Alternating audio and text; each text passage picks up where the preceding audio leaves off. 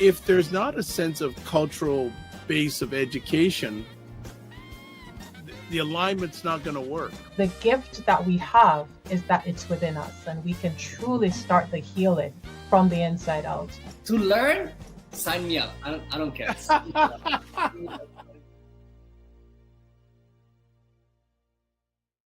What's up, everybody? It's Dr. Vibe here, host and producer of the award-winning Dr. Vibe Show, the home of Epic Conversations, and I'm the host of Epic Conversations, 2018 Innovation Award winner, 2020 Best Podcast News Award winner given out by the Canadian Ethnic Media Association.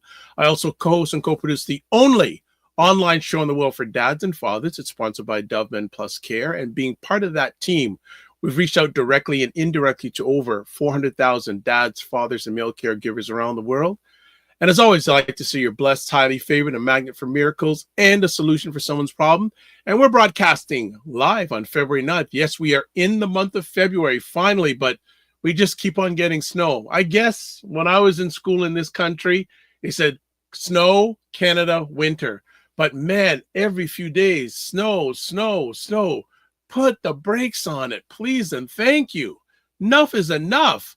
But joking aside, it's all good. And you are watching Black Canada Talking, where Black Canadians give their points, thoughts, opinions, POVs on topics, subjects from a local, provincial, national, and international perspective. So that's what we're doing here today. And we are very blessed and highly favored. Oh, you know what? Let me go to this. Let me do this because we have a full show. So subscribe to the Dr. Vibe Show on YouTube and hit the notification button. Also, like the Dr. Vibe Show on Facebook, LinkedIn, and Instagram.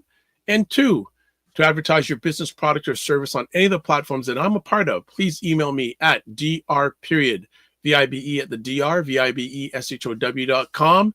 And we can't live out our good friend Dr. Tachi, who's in charge of Indie Soup Media, which is an independent content creators platform based out of Fort Lauderdale, Florida. Yes, Fort Lauderdale, Florida.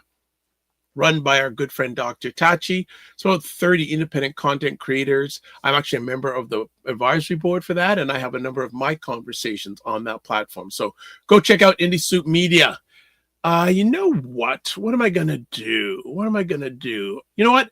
We're going to go for a quick commercial, and we're going to back a regular and a gentleman we hope becomes more of a regular on Black Canada Talking. So we'll be back in about 30 seconds. And here we go.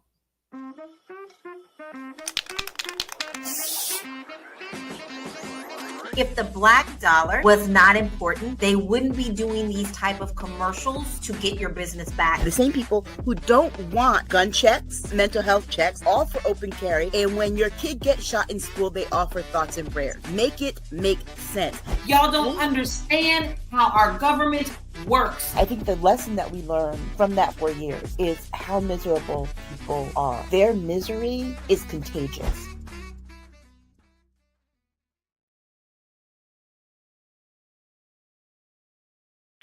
All right, that's Primetime Saturday with Aisha K. Staggers and Laura Lala Key. Saturdays, 5 p.m. Eastern Time, 2 p.m.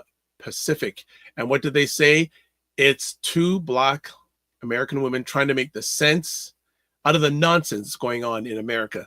And let's get to it. So we have 2 friends. Well, a gentleman who's a friend, and we're generating some friendship with this other gentleman today. So first off, Cesar, what is going on, Cesar? How are you today? What's been going on in your world?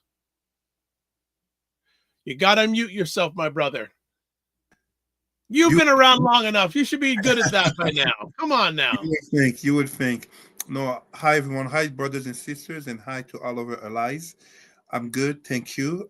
AKA, I have a busted knee, unfortunately. Oh. And I don't know how that happened, but hey, we're getting older. That must be it. When you say busted, was there ligaments, cartilage? What's going on? We're all concerned. Swollen and limping, but it's better than yesterday. Well, hold on a second. Did you pass it on to me? Because like for the last 3 or 4 days, I've had a swollen right knee, and it's stiff. And when you walk on it, it's painful. Yeah. Same. And I don't know what I did.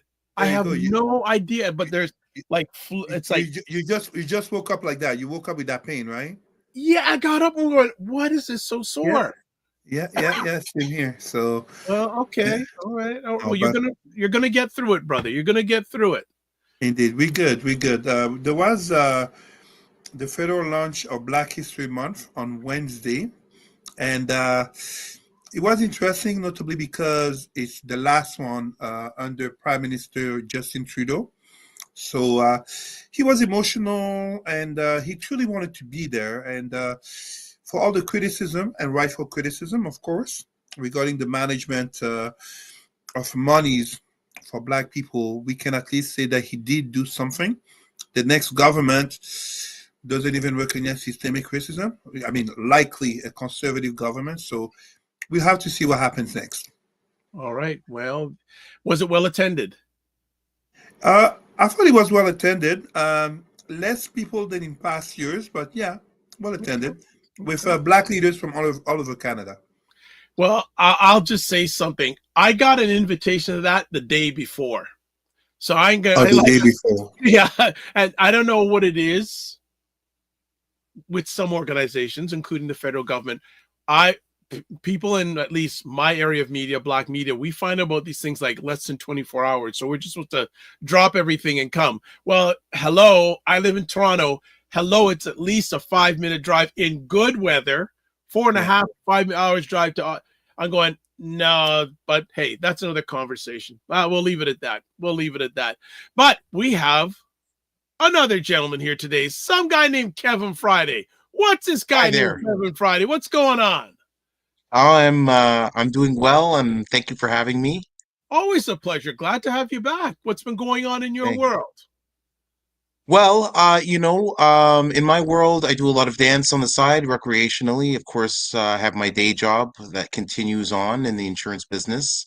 And as a hobby, sometimes I like to look at what's going on in social media with regards to our political discourse. So that's something I've been doing for quite a number of years. I dabbled in politics many years ago. So Okay. sometimes I like to keep up with a little bit of what's going on.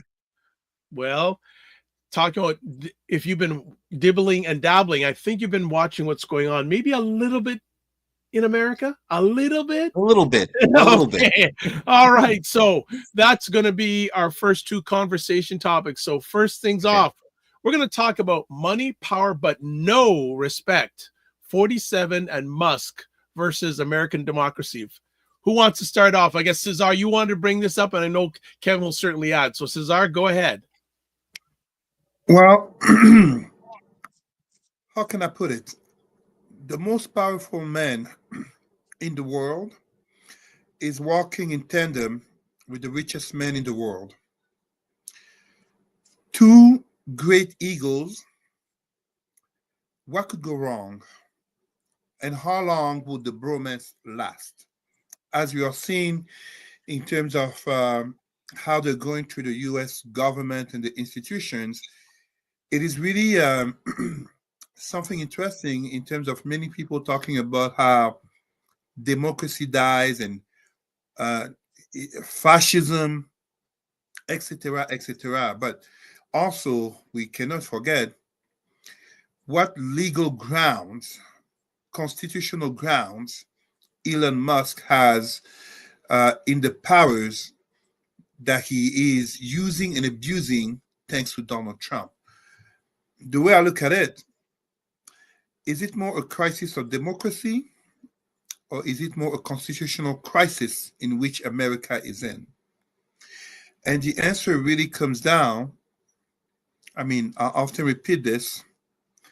So I usually talk about four men who represent four institutions that explain not only why Trump won, but also why Musk is able to do what he's doing. Mitch McConnell and the Republican Party, Joe Biden and the institution of the White House that should have literally arrested whoever committed January 6th, January 7th, and definitely by January 20th, 2021.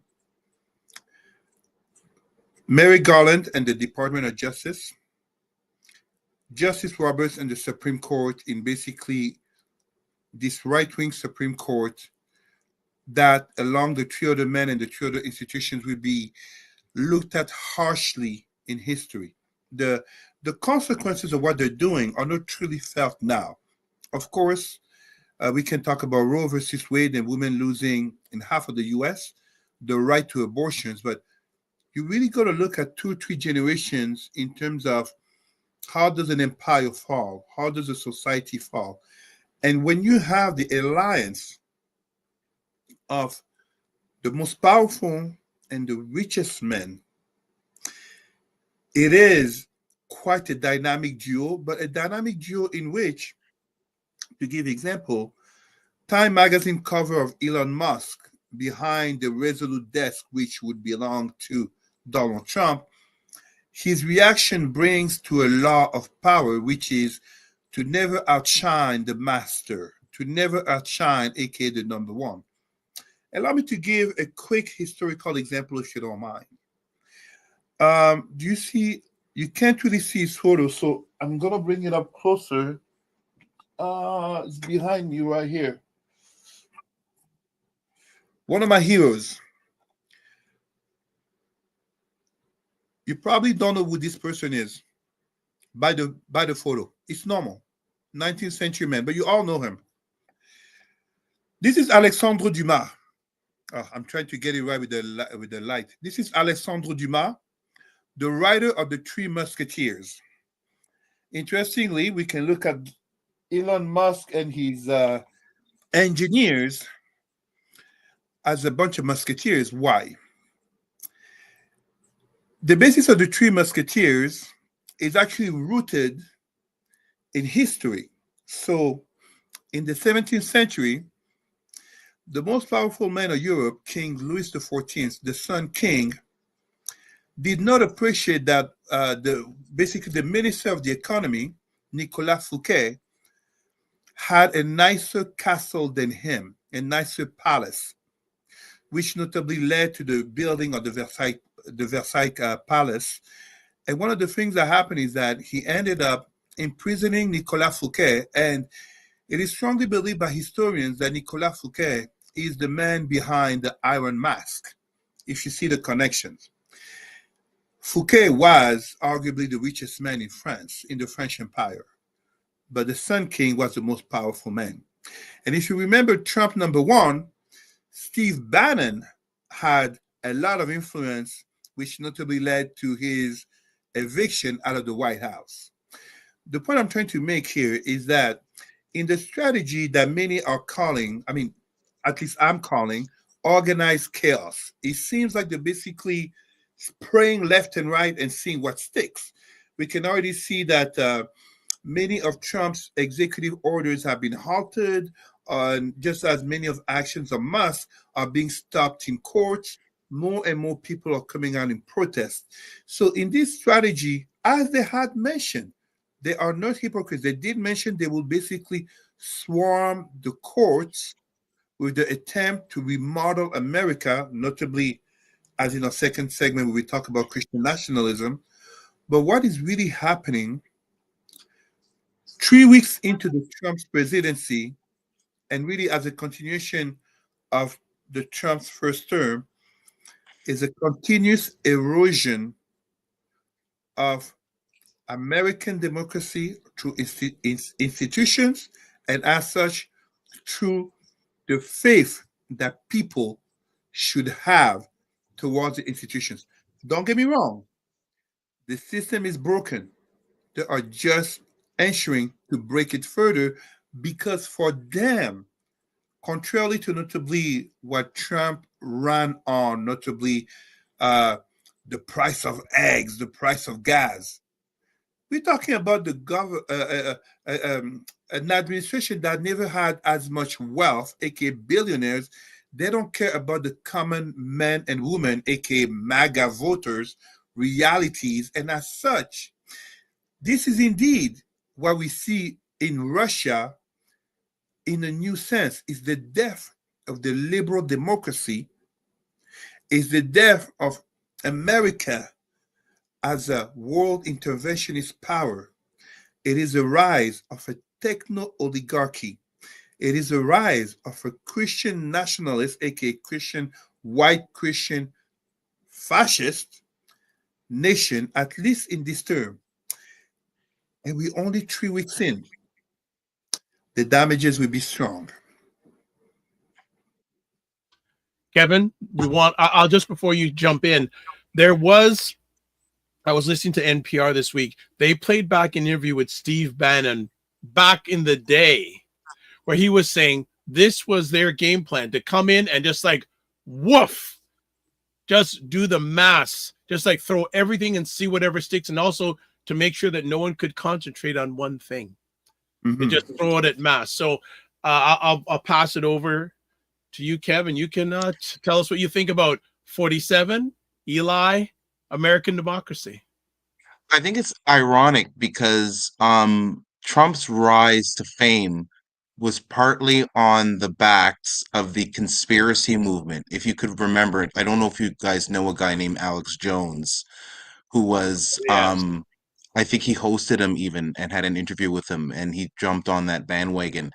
The whole premise behind it, if you put aside just the because there's different fractions, right? You have your xenophobic fringe, your racist fringe, and then you have your traditional conservatives that they want social conservatism. And then you have another fraction of which what I would call like the conspiracy fraction. So these are the people that think that there's a global conspiracy to centralize government under some type of world power. Okay, it's been talked about for decades. But Trump was supposed to be to them the disruptor of that plan because he was the guy coming out and saying, "Hey, I was part of it and I'm outing it." That's kind of his whole shtick, right? Like participated in. He was saying that he participated in buying politicians, something no one would say. So what's ironic is that a lot of people were voting against an oligarchy and they're getting an oligarchy. So it's almost like he used them to provide some type of fake opposition to what they thought they were opposing, only for his own ambitions and his own. To be quite honest, I'm not even sure how committed Trump is to any ideology. I think he just wants to show that he can win for his own personal ego. And I think he's willing to use the right to get there. And I think elements of the right and elements of the oligarchy are using him. So because it's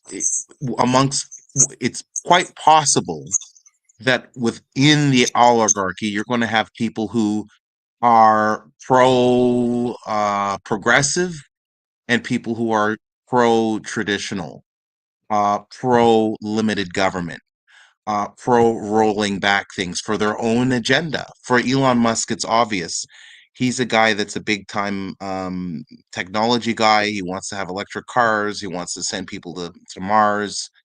I think that he has an opportunity to have a lot of influence in making that happen if he can almost essentially buy off the presidency. But that's a betrayal. That is a betrayal to some of that base. That base, they're against what they voted for. But they don't care. No, they don't. They don't see it because they're emotionally invested now. They've emotionally invested into this movement.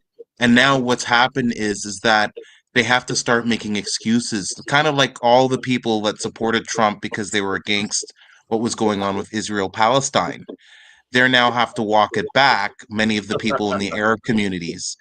But it's cognitive dissonance. What they're essentially saying is, if I have to cut off my nose to spite my face, then that's what I have to do. That's basically it's a kind of sabotage.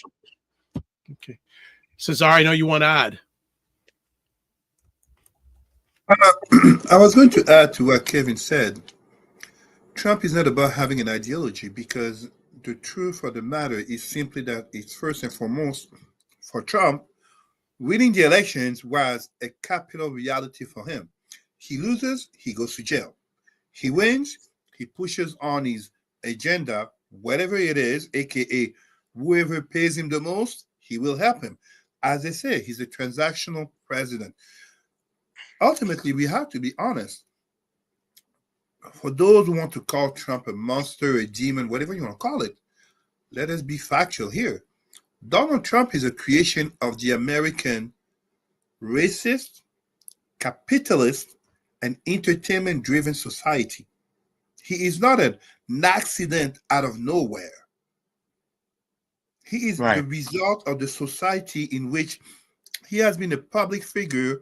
We are in 2025 for at least 40 years. This is not some Adolf Hitler that the nation of Germany discovers in 1932 because of elections. And he was only known 10 years before in Bavaria. No, this is Donald Trump, who has been a celebrity, who has been a failed billionaire, but failed in quotation mark, because if you can declare bankruptcy, I believe 4 or 6 times, and still have the banks giving you money, aka loans, you are a success. But you're a success because of the privilege of your identities.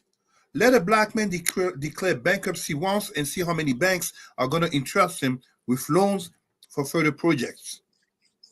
Let a black man do such a thing as January 6th and see if he can even be free to run again for the elections. Let a black man have the language that Donald Trump had on the Access Hollywood tapes and see or R. Kelly on the national stage.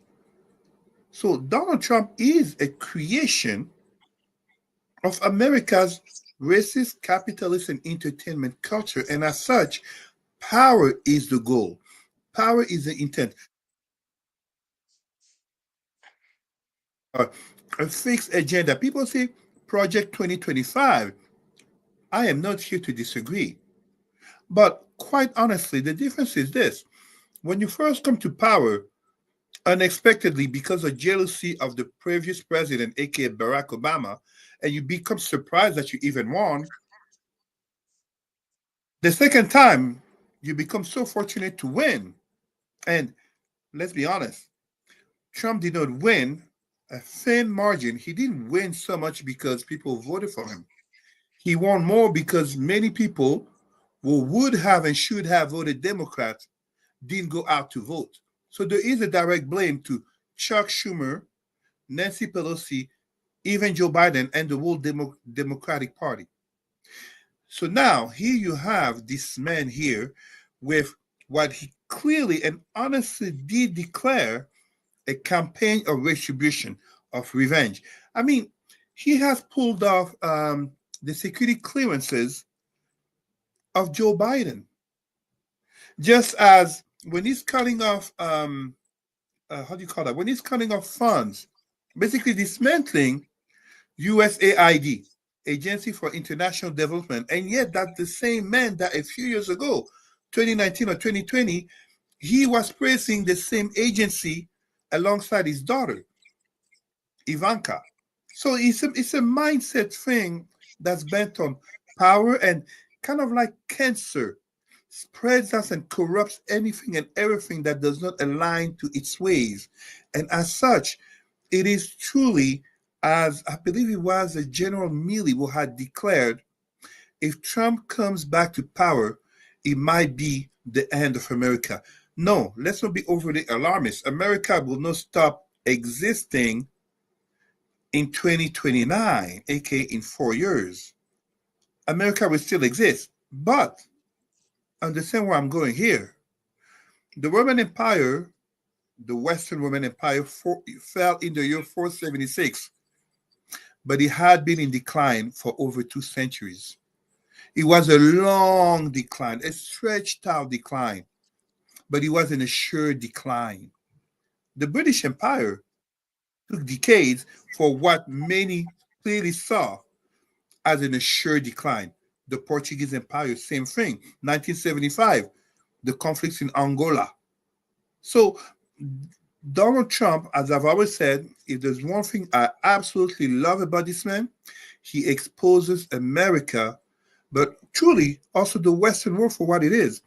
Just a quick example, as we're talking about Trump and Musk, you can see a concentration of powers, notably in terms of Musk owning Twitter, in terms of, even if you get rid of him, Twitter, Starlink, SpaceX, you name it, Tesla, the man becomes so intrinsically linked to the system that he still remains within, kind of like the Matrix.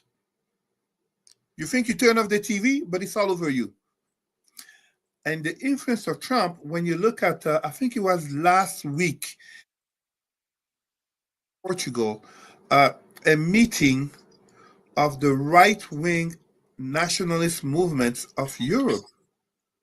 Trump, as president of the United States, is basically at the avant-garde, at the forefront of this right nationalist, right-wing Christian movement all over the Western world because of the changing nature of humanity. A changing nature, Dr. Vibe, which I've said more than once. All statistics claim that by the year 2050, so in 25 years, up to 2100, the end of the century, my daughter most likely will still be alive. It is estimated that 1/3 of all human beings will be African. I didn't say black, African. These white nationalists are, excuse my language, shit scared of such a reality. They are terrified of the growth of number of Muslims, not because of conversions contrary to the lie that too many Muslims say, but because of birth rate. They are terrified, number three, of the growth and influence of China and BRICS nation. Donald Trump even had threatened nations who would reject the US dollar as the currency of trade. You see what I mean? That speaks volumes. So now his whole rhetoric in terms of, what is it again? Panama Canal, Greenland, Canada as a 51st state, Gaza turned into a Riviera, and he's having to walk back on it. This is a campaign. So the official campaign is gone. Now it's the governing part. It's a governance of fear, of control. It's basically, we often say, and I don't want any of our people to be offended by this, but let's be honest as Black people. We all know how too often in the Black communities, people looking forward is called looking at the weekend. You know what I mean? Where you going to party? Where you going to be? Those who are basically in rulership mode, the elites, they're thinking the next generations to come. They're thinking in 2025. They're thinking 2125.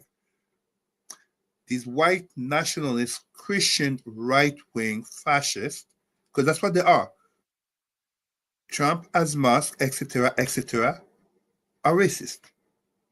They're thinking generations down the road, and they're terrified of what planet Earth could look like, in which it is estimated right now, if I remember, that so-called white people are 13% of the global population. That number, you add another effect called the birth rate. So, you want to understand Roe versus Wade and the interdiction of abortion, aka Black women, indigenous women, Asian women, Muslim women, they can all abort, they don't care. White Christian women, abortion becoming outlawed like in The Handmaid's Tale. They are looking at a reality in which they are absolutely fearful of a potential revenge of minorities against them for historical harms. I am not a conspiracy theorist. I just call it what it is. All right, Kevin, anything you want to add? Yeah, what if they just redefine what white is? I mean, when you think about it, white is defined as not having, at least in the Anglo-Saxon world, as not having not even an eighth of Black blood. So as pure as possible. But that strategy is biting them in the ass, so to speak, because there are lots of people who are white passing that come from various parts of the Americas or the Middle East or other parts of Asia who can certainly pass as white, even some people with mixed parents and so on and so forth, who don't align with Black activism. If you think of somebody like a controversial figure like Andrew Tate, his dad is half Black, doesn't align at all with the politics of that you would align with, for instance, advocating for people of African descent. Yet here he is on the national stage of spewing all kinds of right-wing rhetoric that sometimes panders with the xenophobes on the right who are also white, which is interesting because based on the 1/8 rule, he's not even white. Yet there's lots of people like him that aren't fully white that can pass and even blend in to the politics that would be comfortable with many people on the right. So why the way I'm thinking, like, it's kind of almost ironic how those movements are kind of shooting themselves in the foot. If their numbers are smaller, it's only because they've engineered it. Their ancestors engineered that because they could easily, I mean, a lot of people who are called Hispanics are actually people who are white. They're just descendants of the Spaniards and other and Portuguese. So it's kind of a strange kind of politics. And when you think about it, colonialism, I mean, they did everything in their power to actually infiltrate indigenous populations to make them more white, therefore contradicting the Anglo-Saxon 1/8 rule. All If you right. don't mind, Go if you ahead. don't mind, just one last thing. So I've already said this and I predicted, and you can see this notably with now the Secretary of State and Nikki Haley.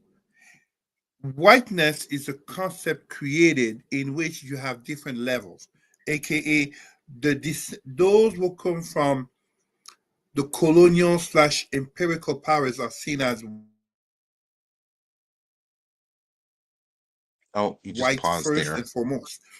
The Okay. further north you go, when you go to Europe, the further north and the further west, that's where white people are seen first. You go Right. further east, people don't consider themselves white. You go further south, many people will tell you, no, I'm Italian. The white people is the Germans. And yet, to the rest of the world, they are white. When you look at people, the actual Caucasians from the Caucasus Valley, such as the Kardashian, when I'm there speaking with public leaders, I often ask them, are the Kardashians white? It's always interesting because many people are like, wait, time out. I never thought about this. They're white, but they're not considered white because they're not Europeans. Right. Whiteness evolves in the same sense as 100 years ago.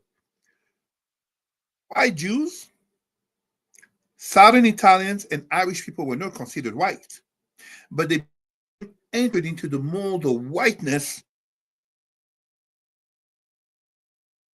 for interests of powers, notably due to demographics. I am expecting the same to happen, notably with Latinos, aka white Latinos, who are white people, period. You know, you leave Canada and the US. As of Mexico, they're white people, like Marco Rubio, but you also get white Indians, such as Nikki Haley. So here's an interesting thing. Nikki Haley almost passed as a white woman until Donald Trump called her out in the campaign, roughly this time of last year, by revealing her real name. Meanwhile, wannabe white dude Vivek Ramaswamy got reminded that he is a brownie. Yeah. On the Doge Many team, times. and he got kicked out. You see what I mean? Yeah. So this is something that I expect. White Latinos will more and more identify with Republicans, will be entered into the mold of whiteness. Marco Rubio being the Latino who has reached the highest status in American administration. Just as you will see the same happening with white Aryans. And when you were talking about the very self-hate of these organizations shooting themselves in the foot. It's just a reminder of Frantz Fanon talking about the mindset of the slave, the enslaved mindset. You look at someone such as Enrique Tarrio, the leader of the Proud Boys, and congratulations to the black church who took them to church, who took them to court, sorry, in order to reclaim their name. Enrique Tarrio is a black man, Yeah. but who has been brainwashed into basically espousing white supremacist rhetoric. I Right. mean, but this is exactly a continuation of America's original sin, which we talk about in the second segment. 1776, all men are born free and equal, but they're keeping the slaves, aka the blacks, in the chains. All right, we're going to move on to our next conversation piece. But before we do, a few things. Catch up on comments. Mignon Cam says, as a black woman who has filed bankruptcy, banks are always begging me to lend money when I don't need it. And we mentioned Dr. Tachi earlier on. She is here. What is up, Dr. Tachi? Mignon Cam says, because they spent generations brainwashing us to talk and think like them. And then Dr. Tachi says, right. The easiest way to build your, quote, army, unquote, is to give people the gift of whiteness or white agentness. Agentness. I got that right. All right. And also, if you're watching this live via the YouTube page, we have a live poll running. The question is, are you against the way 47 and Elon Musk are running American government? So far, everyone said 100% yes. We haven't had any detractors. So we'll see what we have for our next conversation piece, just building on. 47's nationalistic christo-fascism, the return of religion or religiosity. Cesar. So I understand maybe the description here. The terms may confuse some people. So christo-fascism basically refers to a mixing of Christianity and fascism. In other words, you just need to look back 100 years ago. Benito Mussolini in Italy with the black shirts, Adolf Hitler with the brown shirts, a mixing of the imagery of Christianity into a regime that rejects the principles of democracy. So it masks itself as democratic as it comes to power through elections, but then it evaporates the very nature of power as quickly as possible in a matter of days, if not weeks. And in this case, when you have the nature of religion versus religiosity, religion, the traditions, the belief, etc., religiosity in reference to the nature of the practice of those values. And what we find with Donald Trump, it's neither religion nor religiosity, but it is the veneer, the mask of religion, notably because the studies during the elections, November 2024, speak to 75 to 80% of white evangelical Christians who voted for Trump. Now, I have talked about the hypocrisy of white evangelicals in voting for Trump, as Trump truly and honestly very much is a representation of anti-Christian values. Now, that said, we must understand the support to someone like Trump in the prism of the lenses of support to such a man as Billy Graham 50, 60 years ago, and to Trump, an arrival to power never before. So they may have thought that with Reagan 40 years ago, they would succeed to such, but Reagan did not repeal Roe versus Wade. Trump did it. Furthermore, we have something very interesting that has happened, I'm going to say last week, with former governor Mike Huckabee in Israel/Palestine, talking about Judea Samaria. That's white evangelical, aka Zionist language. Why is that important to understand here? You have to understand that there is a crisis of alignment happening right now in the Jewish community. I invite people to look up videos on Google, notably on the concept of Israelism, but also to notice that more and more Jewish people, notably in the current Hamas versus Israel conflict, more and more Jewish people are standing up and speaking up against Zionism, absolutely opposing Hamas, absolutely opposing terrorism. That is not a question.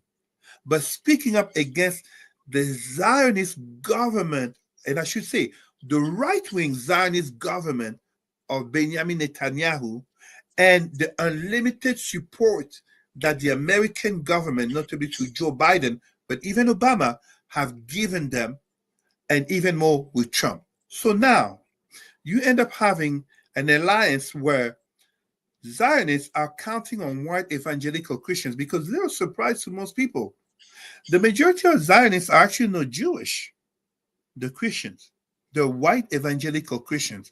And where they do align is Israel power in the Middle East, and notably for its survival, lining up with white evangelicals' notions such as the rapture, a 19th century American Christian invention that is not in the Bible, but referred to as the return of Christ.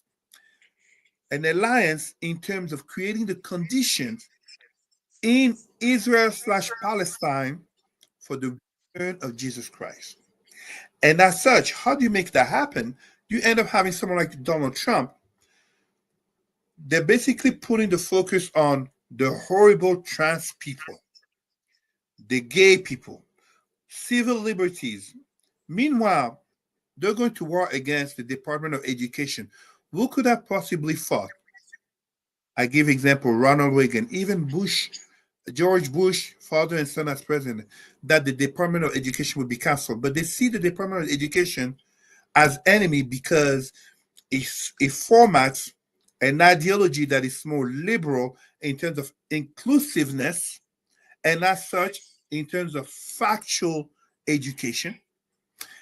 At the same time, you end up seeing what is quite telling of Margaret Atwood's The Handmaid's Tale, in which abortion, but also the question of immigration, who really is American, as in that movie Civil War that came out, I think, last year or 2 years ago.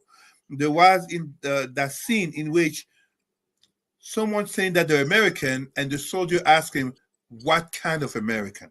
Right, I remember that. And something that will happen. I mean, it's not that it will happen, it has happened. And the same question is happening right now, notably in France, where I come from. Birthright citizenship. Birthright citizenship that a judge had to intervene. But remember, even though judges are intervening to cancel immigration decision, USAID cancellation, Department of Education, birthright citizenship, the Supreme Court is overwhelmingly right-wing, and as such, this is where the framing, the creation of this christo-fascism nation is more likely to happen. They're not religious, they're not Christian, they're power hungry, and the Bible is the tool. Because even when we say Christians, it's what kind of Christians?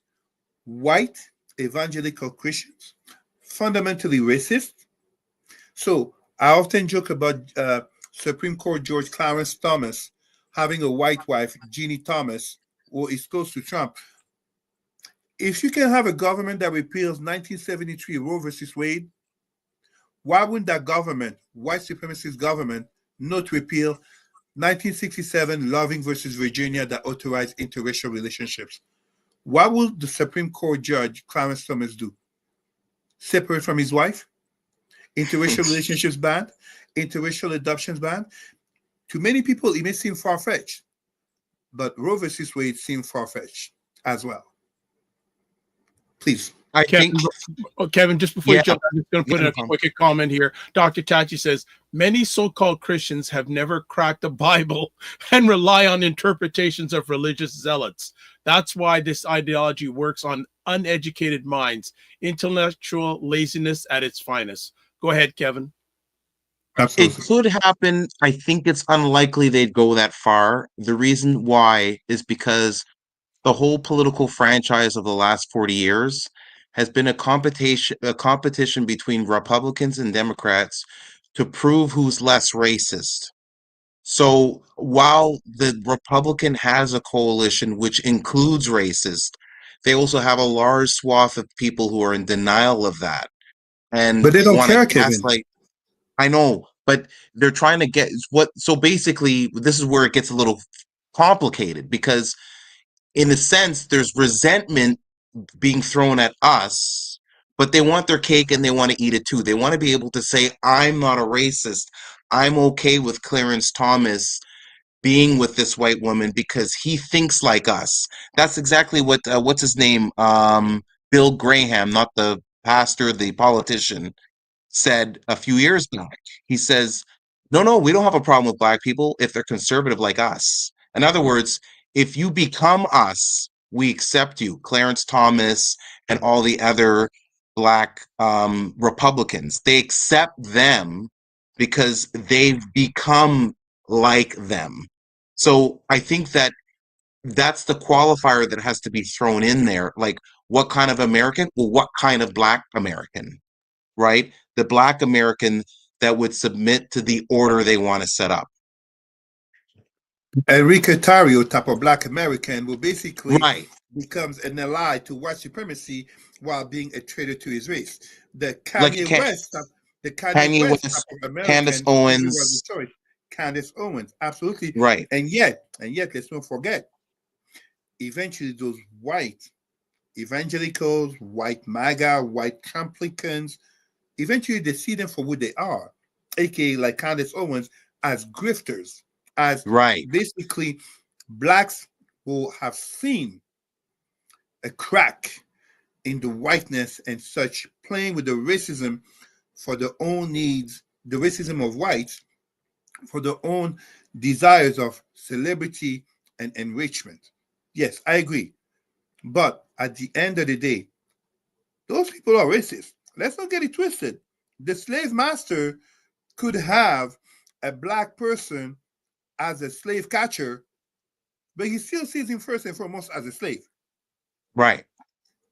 He still sees him first and foremost as black, even though he's a slave catcher. It's the same thing that happened in far too many police services, aka police forces, when you black and blue. Too black to fully be admitted into the blue group, aka police group, and too blue to truly be seen as an ally in the black community. Right. I'm not saying all police services. I don't want anyone to misunderstand me.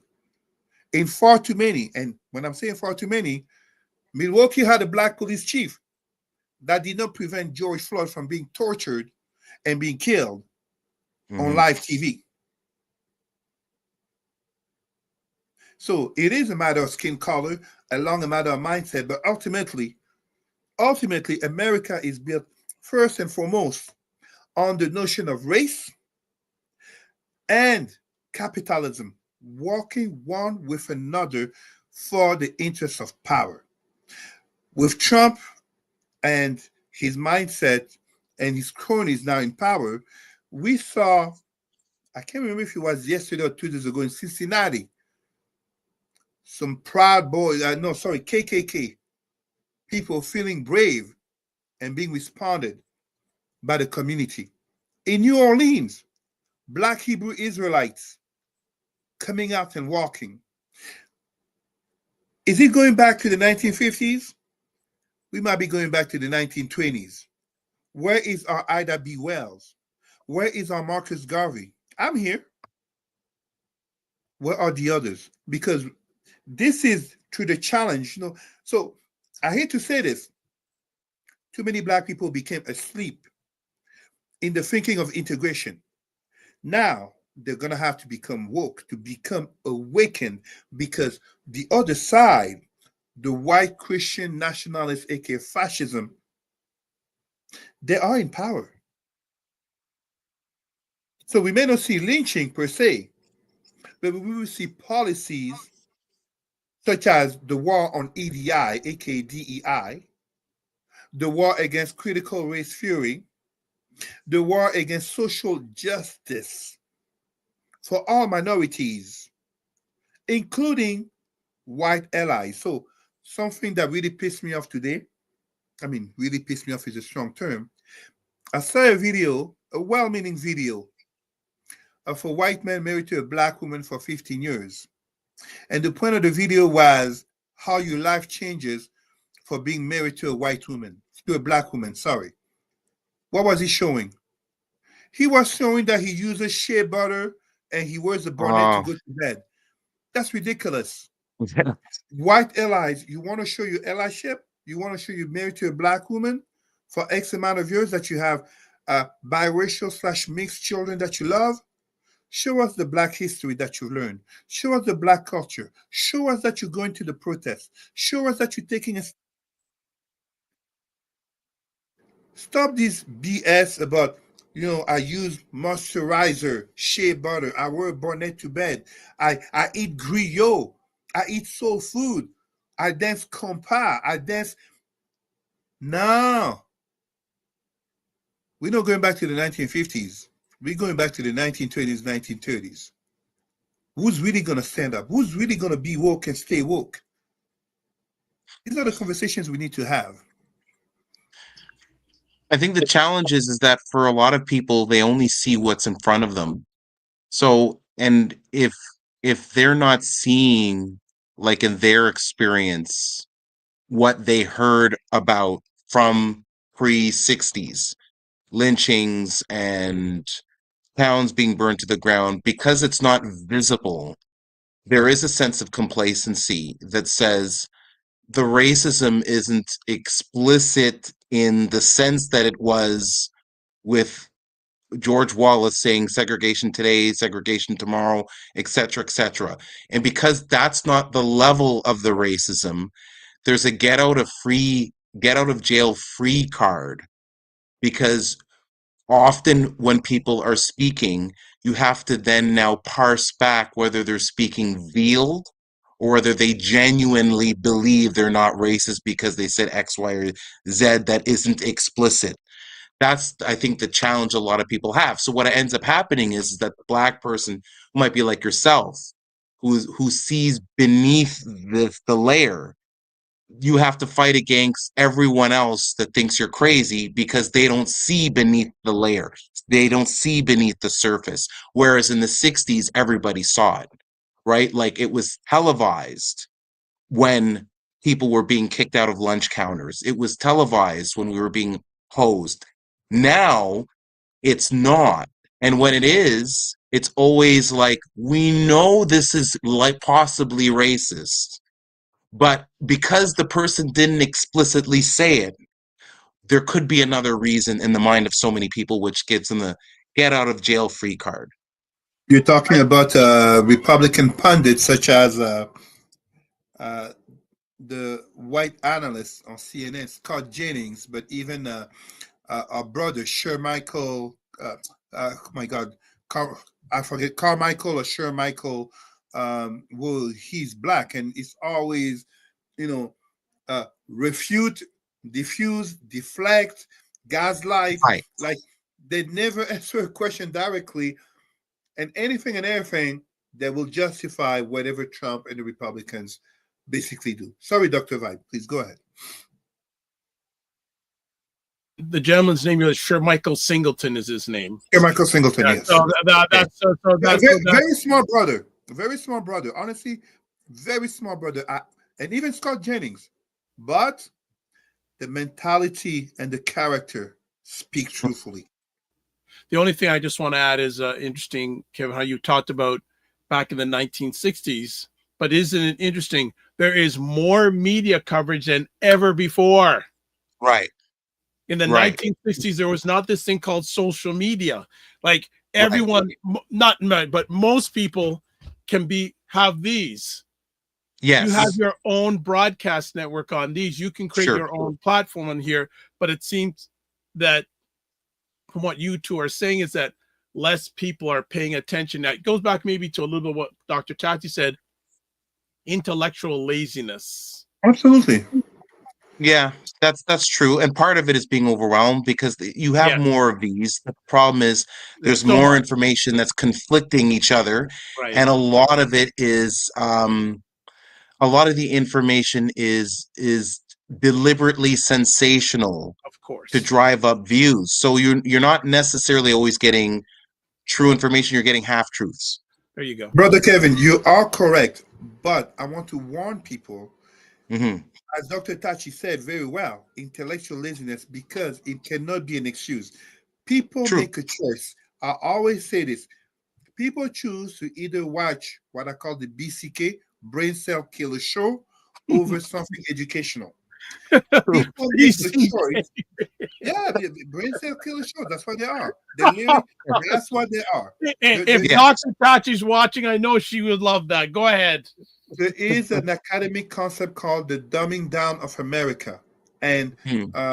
TV shows and notably content. If you look at, to be honest, I'm not saying all of them, but if you look as a group in terms of our intellectual,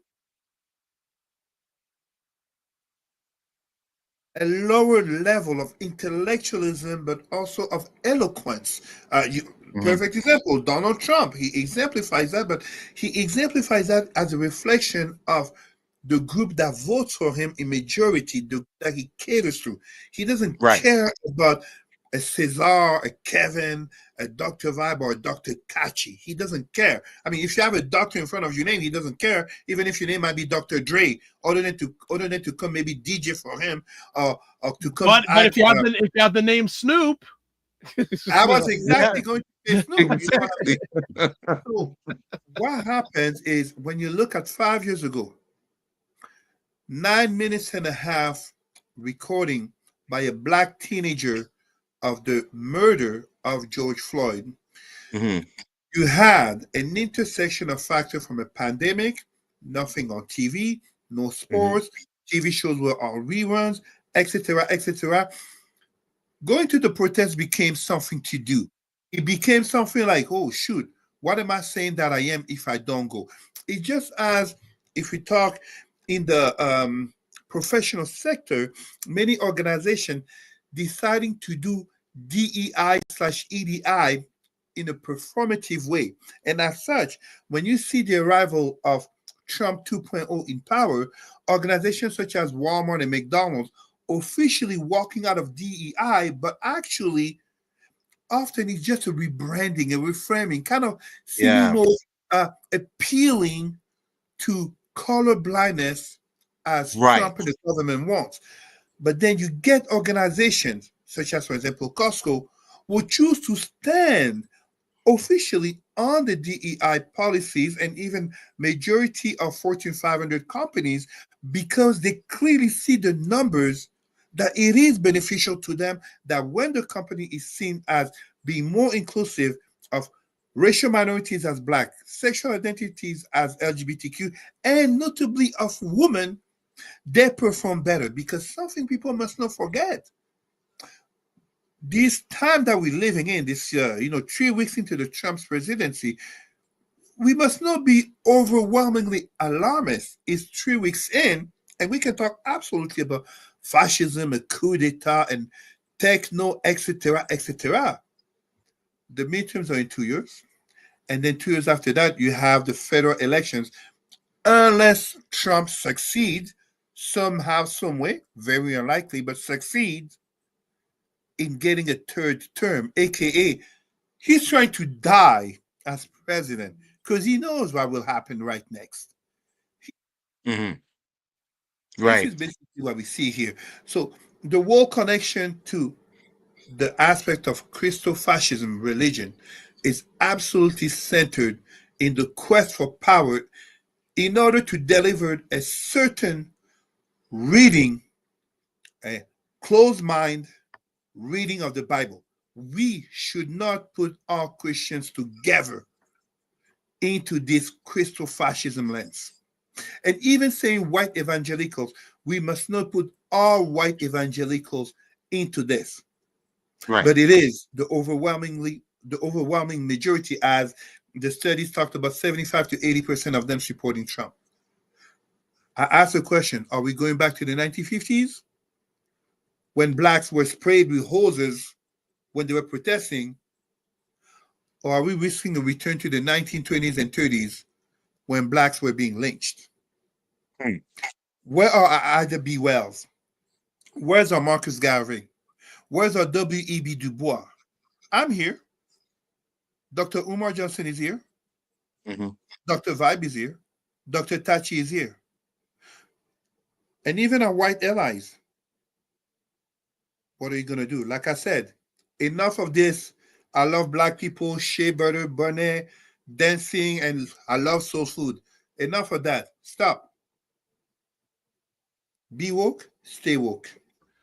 All right, we're going to move to our last conversation topic. We're all based in a country called Canada. And one of the national parties, the Liberal Party, is having a leadership contest going on because their leader and the Prime Minister currently has announced his resignation coming up. So we'd love to get both gentlemen's look on the Liberal leadership race and Canadian politics since the tariffs. Kevin, why don't you lead on this? It's actually interesting. What's interesting about I often find that things happen in cycles and that history repeats in different forms. This time in the early 1980s, I think it was 1984, the leadership of the Liberals was contested. At the time, another Trudeau had stepped down. He went for a walk in the snow, and he was very unpopular. Canada faced at the time a recession, double digit unemployment, and interest rates approaching 20%. People were walking away from their homes, and the economy was in disarray. Certain regions of the country were in upheaval against the Liberal government. You had Alberta was upset because of the National Energy Program and the tax that was being put on that. You had on their oil resources. You had Quebec nationalism was very strong and separatism was on the rise. And you had the night of the knives is what they call it, with the backstabbing of René Lévesque that Trudeau Sr. did. So Trudeau, in spite of his accomplishments, Sr. stepped down. And after a decade or more of what would be called the left-leaning posturing of Trudeau Sr., embracing of multiculturalism, social change, bilingualism, the Charter of Rights. You had the sense at the time that the Liberals needed to go for a more pro-business friendly, centrist, moderate, attractive looking guy in a suit and tie who was clean cut, and that guy was John Turner. And he was supposed to bring the Liberal Party back to this moderate centrist area that would make them competitive again with Mulroney conservatives. Mulroney was also this sort of slick politician, this young guy coming up that was ambitious, was seen at the time as too right wing, and the Liberals would come back. The Liberals got annihilated later that year, 1984. And we saw the same thing happen to the same very conservative party. In 1993, double-digit unemployment, high interest rates, and a disgraced Brian Mulroney. He left the stage, and the 40-something youngish woman named Kim Campbell took over, and everybody had high hopes. She wasn't from Quebec, they said. She was from the West, and so on and so forth. And they didn't think Chrétien was photogenic enough to lead, and they get reduced to 2 seats.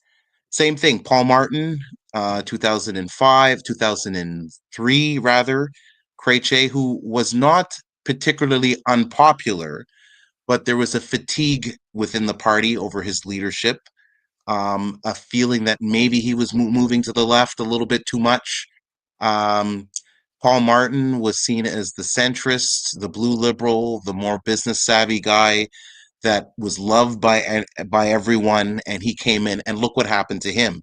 So I think that the same thing could happen this time around. I think the Liberal Party is possibly making the same mistake. It's really hard to tell. It might work in their favor, but it sounds like they're going to be going for Mark Carney, the head of the Bank of Canada, or former head of the Bank of Canada, and I think he resigned to go to England to be the head of their bank, and has Yeah. come back to enter politics. He's now seen as sort of the more reasonable, more anchored, more grown up liberal leader, done with pretty boy, snowboarding, drama teacher, I love everybody, happy ways, sunny ways. Clearly, Canadians are upset and feel that um, Trudeau Jr. was underwhelming or overwhelmed by things outside of his control. COVID would be the most notable one. The rise of Trump and the hostility shown towards Canada is another situation. The global disruption of the supply chain post COVID and the sparking of massive inflation, they're blaming him on that. And I think you could point to some policies, much like his father, he imposed a tax, though we call it a carbon tax now, that has become very deeply unpopular. And I think that the Liberal Party brain thrust is looking at Mark Carney as the guy that's seen as credible. He's credible economically. He's the Bank of Canada. He seems to be able to articulate the policies that they're looking for. I would caution Liberal supporters. I think the mood in the country is very much anti-elite. And Mark Carney, in spite of I think he was born in the North, if I'm not mistaken. He's not from Central Canada, but in spite of that, he's viewed as being part of the Central Canada elite. And I had a conversation with a colleague of mine who said that very thing, that this guy it's a conspiracy to put an elitist in power, and he's selected. I think that if Trudeau's leadership has tainted the party, it's going to be hard for the Liberal Party to recover, even with Mark Carney as leader. And Mark Carney as leader might be counterproductive if they want to win against Pierre Poilievre. So you could be looking at another situation where the Liberals get wiped out once again because they've made the same mistake multiple times, which is to go for an insider, perceived insider, not necessarily an insider, a perceived insider as their leader. I would say that if they want to go with someone who has political experience, I have heard that Christy Clark from BC was touted as a potential candidate. That might have been a wise decision. An outsider in the sense of not being part of the Liberal caucus, former Premier of British Columbia, government experience, charismatic woman, attractive woman. And I think that if they're going for people that are from the existing caucus, if not Mark Carney, they're looking at Chrystia Freeland. I think that could be a disaster for them. I just don't see the voters, whether it's rational or not. There's a hate on for the Liberals for multiple reasons. Some of it cultural, some of it economic. And I think that if they don't have someone with a fresh perspective coming from the outside that isn't tied to any of the institutions, then I think it's going to be difficult.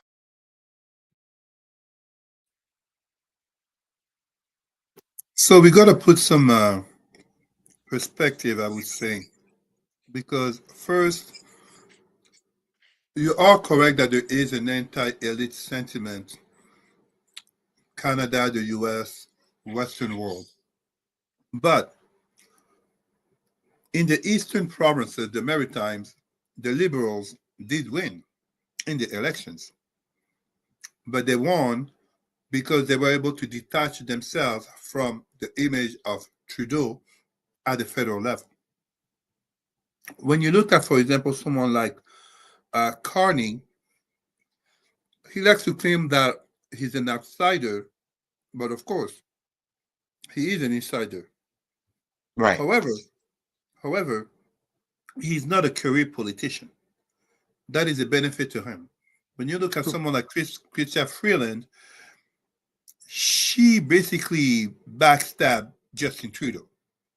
Of course, she acted for her own self-interest because the revealing of the budget would have basically been put on her, but it is to believe that there would have been other plans after that. However, when she resigned, when she did, that was the coup de grace to Trudeau in forcing him to announce his own resignation, aka his own vice prime minister is jumping ship. Mm-hmm. So when we look at it right now, and you were talking about the whole elitist aspect, I want to remind Canadians, Mr. Poilievre, what has he done? What has he done professionally? What has he been? He's been an elected MP since age 24. He's a career politician. Correct. He is a career politician. Like, Yeah. I mean, we talk about Joe Biden, public service since 1973, aka 50 years. Pierre Poilievre was younger than him. You see? And he was So- active before that. He was active. I think he was an activist in the conservative movement, even going back to the reform days when he was in high school. Like, Yes, so but his entire life, he was like from Yeah, high yeah. school on. Yeah. yes, absolutely, absolutely. And I am not knocking him down because effectively there is an erosion of trust that comes with power maintained too long. It is impressive that Trudeau has been there since 1915, if my year is correct. Basically, 2015. Yeah. 1915, sorry, 2015, yes. Yeah. Basically 10 years. That is Right. impressive. But you look at before, Harper was there for almost as many years following the debacle of the sponsorship scandal under Paul Right. Martin, aka Jean Chrétien. Right. You see what I mean? So it is that cycle that's happening. And in this cycle that's happening, what we are ending up seeing is the question, with Mark Carney coming in, there has been a boost in sentiments favorable to the liberals. So the question will become, are the conservatives who are likely to win? That is not the question. The question becomes, will it be a majority conservative government or will it be a minority conservative government? And in the best interest of Canada, it is always better to have a minority, whatever party, government. And notably, as we are speaking right now, of a long-standing relationship with our nearest neighbor, aka USA, under a Trump administration that's looking at Canada from a lens of tariffs, but also jokingly to some, but Trudeau said very seriously, as a potential 51st state. Again, I'm not trying to sound alarmist, but if Donald Trump decides to invade Canada, what are we going to do? I just want to jump in here. This whole tariff thing, well, a few things. First of all, two black gentlemen who I very much respect feel that Carney has a good shot of winning the election. I wouldn't go that far, but better than Trudeau, yes. Yes, and then the other thing is, this thing with the tariffs allegedly has brought Canadians together national-wise. Absolutely. And my question is, who do you trust the future of Canada, people are going to probably say, with against 47? Do you trust Poilievre, who's of the same side of the political fence? Or do you trust Carney, who's on the other side of the political fence? Plus, who has more experience dealing with economics and economy? It's an easy question to answer. And I totally have an admitted elitist bias for anyone who wonders. Totally Mark Carney. But to give you an example, even Doug Ford, no, Zaza, stop. Even Doug Ford would make a better candidate as Prime Minister of Canada. Well, But that's I am what not- I thought. That's what I thought would maybe happen, because he messed up the other day, because last week he was caught on a hot mic saying that he approved 47 getting elected again. But Yeah, he then said, he well, supported him. he said, but I didn't know he was going to turn out like he did. Yeah, But he said he got stabbed in the back. But at the same time, to what extent can we hold that against him when even in the US, people who voted for Trump well, are saying the same? And here in Canada, people who basically are yeah, Canadian MAGAs. I agree, but people don't look again. Dr. Tachi's comment comes up again. Intellectual laziness. No, Right. absolutely. And this is where I tell people, believe a person by what they tell you they are, and then the actions that they do. So even here, many people who basically could be called Canadian MAGA would basically be feeling the burn of Donald Trump's tariffs upon their own businesses, but also upon the price of goods. Absolutely. But no, I think Carney would be a better pick than Poiliev when we look at experience, etc., etc. I mean, as inviolable as he would be to be a career politician, aka an MP since age 24, it's one thing to say that about yourself or your son or your friend and be so happy for them. It's another thing to think that person should be the one running the country. Mm. You see what I mean? So, but we know people don't vote with reason.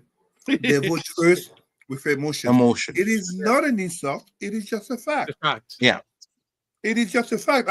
Back in 2008, I was very honest with people when I went to work in Detroit, Michigan, notably in Dearborn, that I wasn't going there because I so much approve of all of Barack Obama policies, but because of the symbolism of a potential black president. That's emotion. It's because I'm black.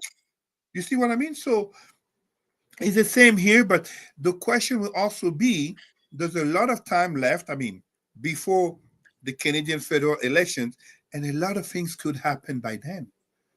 Yeah. Yeah. Just Kevin, I was just yeah. gonna say the boss of Cesar's house. I saw her come in a few moments Yeah. ago. we got to start wrapping up. So I'm gonna leave the final Yeah. comment to you, Kevin. So final comment. So a couple points to make. Regarding Carney, is his experience going to be the ballot question this election? I think Cesar is correct in saying that it's going to be the emotion, and if it's based on emotion, it probably won't be. That being said, I agree that Carney has a chance more so than the others. The other point I want to make up is I want to bring up is the whole thing about Doug Ford. That's very common. You have to understand the conservative movement. There's basically, you could, on this point, you could break down the conservative movement into two parts: the partisan and the philosophical. People who are philosophically, economically, or conservative and or socially conservative in Canada will probably oppose Trump and would have always opposed Trump. Those who put partisanship ahead of their ideology will support Trump because he's not on the left. He's on the right, and he's the guy to lead the right. And that's misguided, but it's out of partisanship loyalties. It's a contradiction. Pierre Poilievre was a prodigy of Stephen Harper. Anti-trade, pro-tariff rhetoric is antithetical. I was in this party. I was running when Pierre was running, Pierre Poilievre. I know how these guys think because I was one of them. We were pro-free market, pro-free trade party to the point where they crawled on broken glass to kick out a guy from the party, David Orchard, for being anti-free trade. Right? So I remember those days. So this kind of embrace of Trump is a complete betrayal of everything from Mulroney up till Harper, basically. So that's why I don't take it seriously. Even the comparisons with Pierre Poilievre being seen as Trump presents a problem because he can't be, because it just betrays what Harper had built. Well, the Canadian landscape may be different, but don't forget something here, Kevin. The nature of politics, but also society, has drastically changed, aka devolved further in the last years, among the last decades. Right. Political correctness is borderline at the window. Even in the Canadian, how do you call that, the House of Commons, the urge, political correctness is disappearing. And as such, when you look back in 2022, January, Pierre Poilievre going to give his support to the white men or the Freedom Convoy. I don't think it takes a genius to know that he wouldn't have done that if they were blacks or indigenous or Muslims or gay men doing that Freedom Convoy. And as such, when I see the potential of him coming to power, beyond his logic of color blindness and rejection of systemic racism, it does align with Trump. Not at the same level. No, not same level, but to some degree. As I remind public servants, never forget, when a conservative party comes to power and they are in majority, there is one topic that always become centerfold: rights. And when you are able to bring to question abortion rights for women, you also start to dismantle other rights for other minorities if you have a conservative party in majority. That's why I'm saying I don't see Carney winning because he's liberal.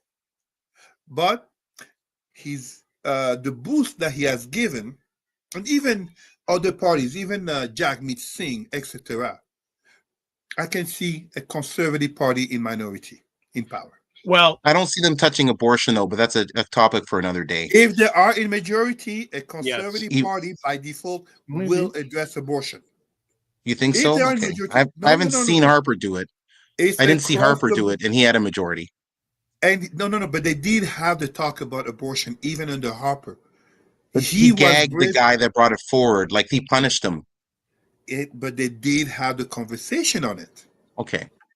That's what I mean. I'm not saying they're going to pass. No, please. Pass it. No, but they'll, okay. Reagan was in majority, and they didn't repeal Roe versus Wade, right? Right. Well, let's put it this way. The conservatives have to get a majority because the minority, they won't. I don't know if they'll get the support of the NDP. So the conservatives have to have. Yeah, right. So the conservatives have to get a majority. If they don't get a majority, we're going to have a minority government, and it won't be conservative minority. It'll be liberal minority, liberal NDP. Right. So that's. Good times yet to come, gentlemen. Yes. Thank you. Thank you. Cesar's boss popped in when but thank you because whenever she pops in, I know it's countdown. That's right. So, okay. She's sent by her mom. It's a conspiracy. I'm not getting near that. No.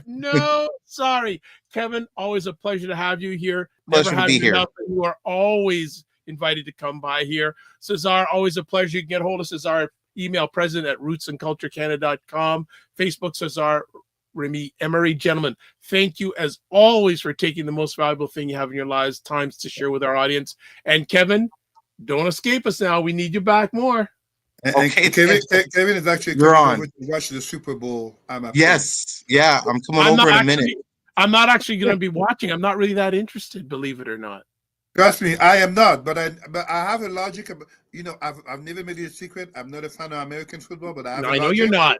There is one game to watch, or at least to know something about, is the Super Bowl, because I don't want to come on Sunday morning at the office or talking to anyone, looking as I do and revealing to what extent I don't know and I don't care about American football. So I make that one effort for one game. Don't tell me the highlight. Take care, gentlemen. Enjoy the Super Bowl party. Be well. Take care.